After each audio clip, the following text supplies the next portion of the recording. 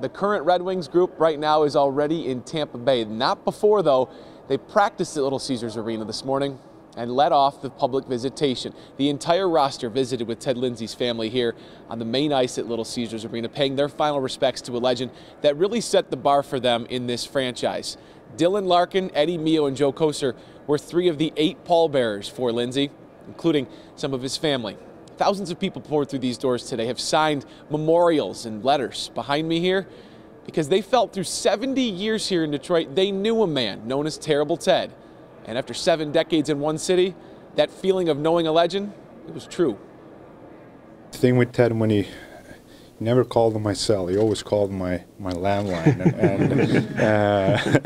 And every time he did that, you know, I wasn't the first to answer, but Emma answered, my wife, a few times too, and you know, they just kept talking, and all of a sudden Joanne came on the phone, and Emma and Joanne was talking, and in the end I got a chance to speak with Ted. So it's he was so involved in the team. He always knew what was going on, and if you need a little confidence boost, he was there. Ted Lindsay didn't play favorites. He just loved the game of hockey and loved sharing that passion for the game.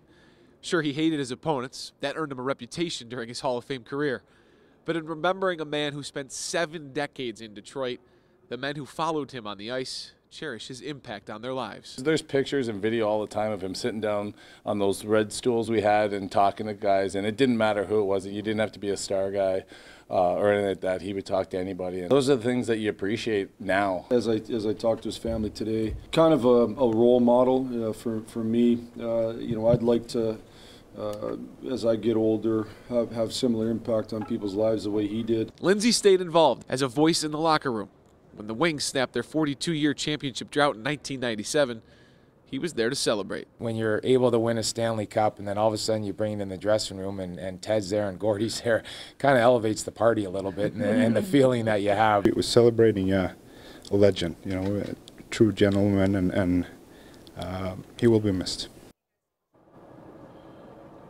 You know, it's so cool to hear so many of the stories of players becoming a part of the Red Wings franchise, whether it was Maltby and Draper getting traded here, or Kronwall and Zetterberg being drafted by the team. They knew this was an original 6 franchise with history, but Lindsay was a man who quickly put a face on that history and gave it a ton of heart.